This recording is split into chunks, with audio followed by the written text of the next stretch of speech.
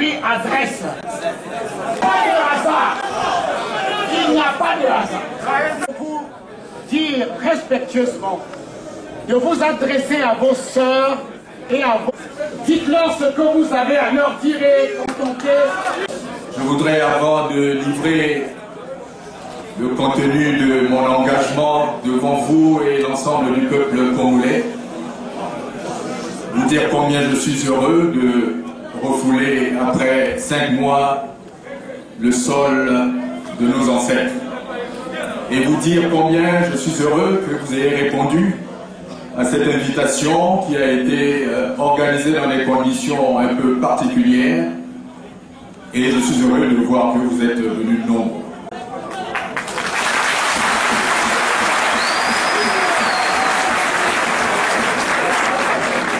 Je voudrais donc dire à tous ici merci. Merci d'être venus et merci d'avoir répondu à cet appel. Mesdames, Mesdemoiselles, Messieurs, chers compatriotes, chers frères et sœurs, distingués invités,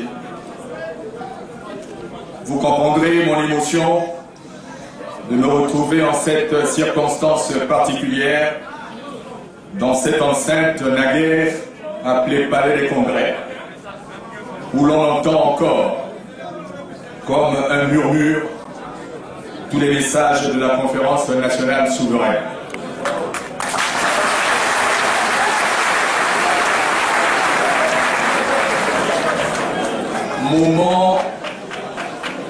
Moment décisif de l'histoire de notre pays où des générations entières, au nom d'un Congo nouveau et d'un meilleur rêve, posaient les jalons d'une espérance aujourd'hui trahie.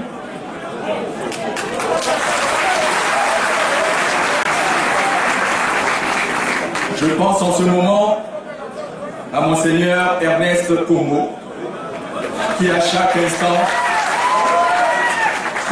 instant de reprise des travaux dans la grande salle voisine me disait toujours que Dieu protège ce beau pays. Je n'oublie pas mon frère aîné Jean-Pierre Tister Chikaya, qui un jour, excédé par le récit, les témoignages insoutenables liés aux pratiques du parti unique, s'est écrié les larmes aux yeux, plus jamais cela.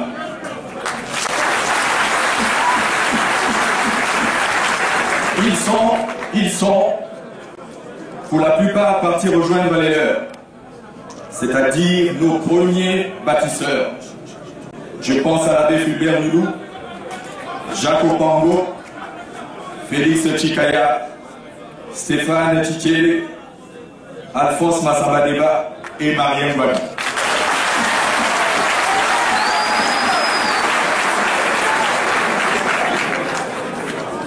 Au moment où je décide, moi aussi, de porter devant vous ma part de rêve pour ce pays, je croise les regards dans les couloirs de cette même enceinte de mes aînés, comme le vieux Hyacinthe Bakanga,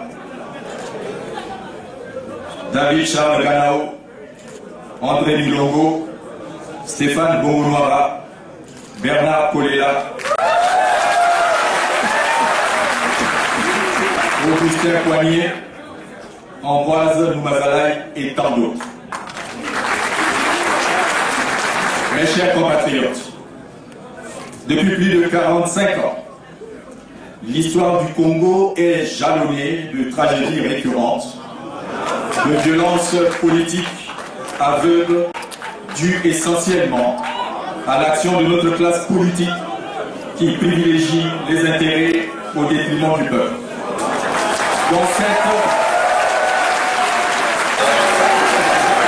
cette mésaventure, notre peuple a perdu des milliers de vies humaines, une quantité innommable de biens matériels. Mais bien plus grave, notre pays a perdu son honneur, son identité, son âme et la foi en son devenir, bref, sa dignité. face à la gestion chaotique de la chose publique, à la confiscation du pouvoir par le parti-État et à la faveur de la chute du communisme, notre peuple, fidèle à sa tradition de lutte contre l'oppression, dans un sursaut national salutaire, a imposé la tenue de la conférence nationale souveraine de 1991. C'est au moment de notre histoire récente, affichée à la face du monde, la volonté et l'ambition du Congo d'aller droit et sans retard vers la réalisation de ces idéaux de liberté, de progrès, de justice et de développement dans la démocratie, la force publique, dans un esprit républicain, a pesé de tout son poids pour assurer et garantir une transition sereine et pacifique qui s'est conclue par l'organisation d'élections libres, transparentes, crédibles et unanimement reconnues. «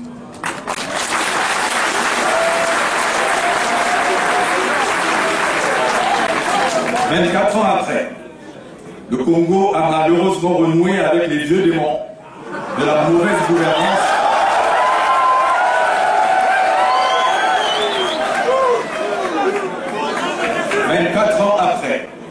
Le Congo a malheureusement renoué avec les vieux démons de la mauvaise gouvernance et se retrouve devant une impasse qui requiert un nouveau sursaut national.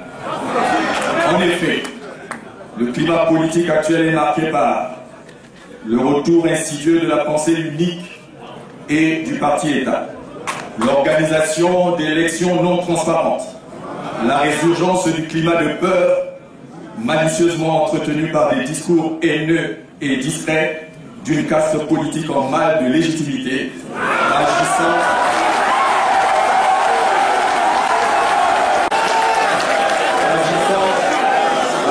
sans vergogne, agissant de la guerre. Le repli identitaire éclaté, de plus en plus marqué dans la gestion des affaires publiques.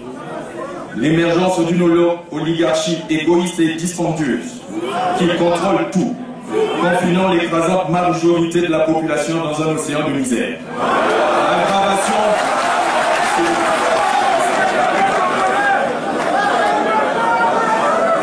L'aggravation de la pauvreté des populations qui contraste avec l'opulence insolente de ce que le peuple appelle ironiquement les nouveaux riches. Pour le soldat que j'ai été, un constat amer. Une force publique qui connaît une érosion accélérée de ses valeurs républicaines.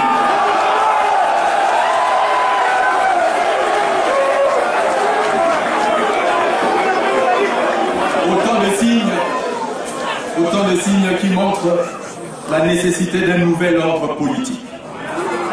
Mes chers compatriotes, face donc au désarroi, au désespoir de notre jeunesse, qui ne voit plus son salut que dans le mirage d'une expatriation souvent illégale, face à l'accentuation de la pauvreté de nos sœurs, de nos mères réduites à la survie, face à l'humiliation de nos pères, contraints à la mendicité, au crépuscule d'une vie souvent de dur labeur, face à la dégradation constante de l'État dans tous ses fondements, face à la fracture sociale béante qui divise le Congo entre nantis et d'ennemis, face aux sollicitations pressantes de nombreux compatriotes de tous horizons et des forces de progrès, j'ai décidé de prendre le parti du peuple en me portant candidat à l'élection présidentielle.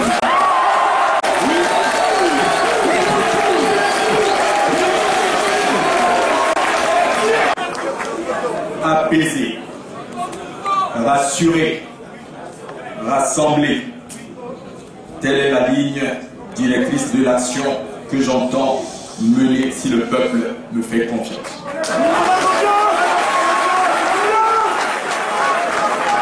Je le ferai confiant dans le génie créateur du peuple et dans sa combativité. Le temps du devoir et de la responsabilité a sonné pour tous. Il exige une véritable prise de conscience citoyenne à tous les niveaux et un engagement sans faille. Le repli identitaire, le sectarisme, le communautarisme nous ont conduits là où nous sommes, c'est-à-dire vers le déclin de la nation congolaise. C'est pourquoi je demande à toutes les filles et tous les fils du Congo de se joindre à moi pour la reconquête des valeurs morales et éthiques qui ont longtemps fait la fierté de notre peuple, le prestige et la renommée de notre pays. Je demande à la jeunesse abandonnée, aux femmes accablées, aux cadres ignorés et exclus, aux entrepreneurs, aux fonctionnaires et travailleurs délaissés, aux paysans marginalisés, à l'ensemble de nos communautés diverses, de se rassembler pour projeter l'avenir ensemble.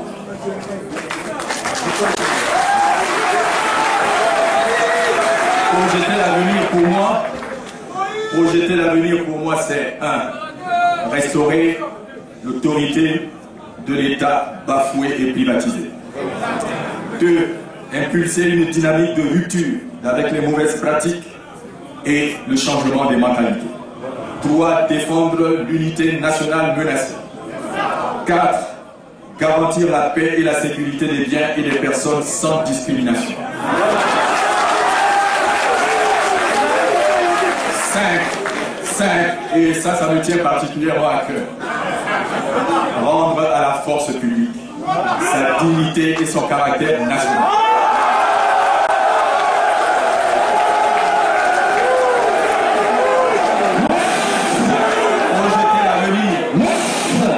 Projeter l'avenir, c'est enfin engager la jeunesse et tout notre peuple dans le chemin de la reconstruction nationale, dans la voie de la renaissance, de la fierté d'être congolais, dans la voie de la dignité par le travail et le mérite. Je ne terminerai pas cette déclaration sans me tourner vers mes compatriotes qui sont à l'étranger. À tous les Congolaises et Congolais de la diaspora. J'ai envie de leur faire la promesse qu'en Victor Hugo disait à ses amis de son exil, je cite, « Je ne rentrerai au pays que lorsque la liberté rentrera. » Fin de citation.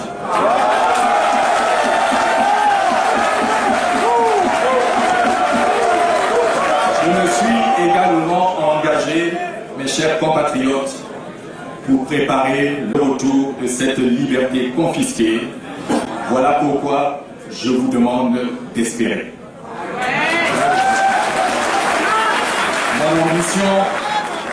Mon ambition est de rendre au Congo la foi en son devenir, son honneur, sa dignité et la fierté d'appartenir à une nation respectée.